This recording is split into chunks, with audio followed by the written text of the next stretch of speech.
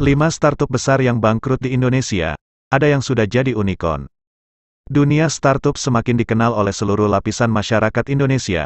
Setiap orang berbondong-bondong untuk membuat startup. Impian mereka adalah untuk menjadi salah satu startup dengan status unicorn. Namun, dalam kenyataannya membuat startup tak semudah itu. Ferguson.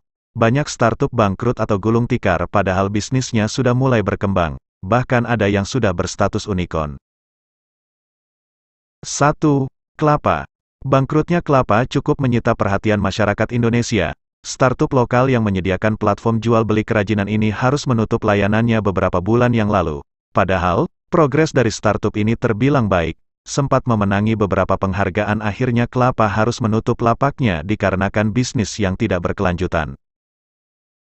2. Falado. Falado merupakan startup di bidang travel yang didirikan pada tahun 2010. Terbilang sebagai pemain startup pada masa awal, Falado akhirnya tutup setelah kurang lebih 5 tahun beroperasi. Falado tidak bisa diselamatkan meskipun sudah di-merge dengan Wago. Kini salah satu co-foundernya bekerja untuk Gojek.